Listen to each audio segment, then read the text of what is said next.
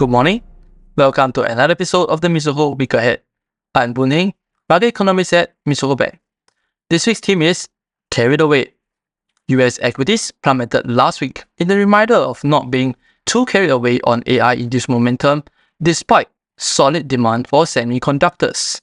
Similarly, US Q2 GDP outperformed to restrain bets on rate cuts at the FOMC meeting this week. That said, one should not get too carried away on growth buoyancy, given ex-New York Fed President Bill Dunkley's caution on the self-reinforcing momentum of rising unemployment.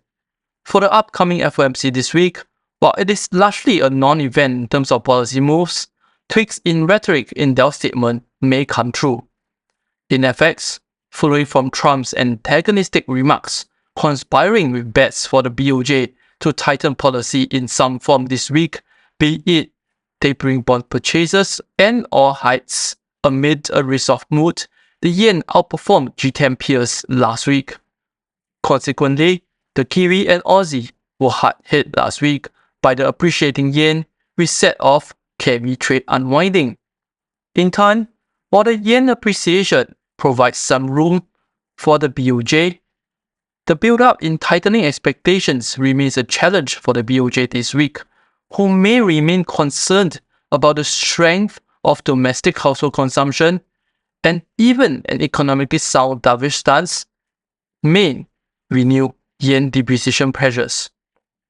In EM Asia, while Korea Q2 GDP last week indeed disappointed with a 0.2% quarter-on-quarter contraction, we are not getting carried away on bets for BOK cuts, given the still weak Korean won and continued climb of Seoul housing prices in July.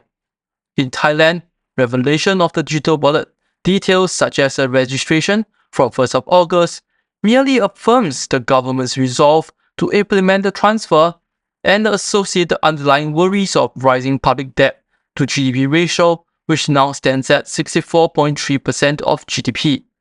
In Vietnam, underneath the passing of General Secretary Trong is simmering political uncertainty. Looking ahead for this week, while we expect industrial production and retail sales to remain buoyant in Vietnam, risk of rising non-performing loans alongside the need for continued bond and banking restructuring warrants caution rather than outright optimism. Meanwhile, in Taiwan this week, we expect Q2 growth to slow to 5.2% year-on-year from 6.5% in Q1. That said, we still expect robust momentum led by semiconductor demand, while activity in the financial, insurance, and real estate sectors remain robust. Down under, Australia's CPI for June is likely to head lower from the 4.0% upside surprise in May. The challenge, though, is the stark increase for the quarterly inflation print from Q1's 3.6% is expected. Nonetheless, we think that the RBA is unlikely to be carried away by this CPI print towards a full hike, considering the climb in unemployment rate despite job gains. For more information on the key central bank events this week, please refer to our Week Ahead publication or contact your respective sales desk and RMs. And for regular notifications on our market views, please subscribe to our channel and hit the notification button. Thank you.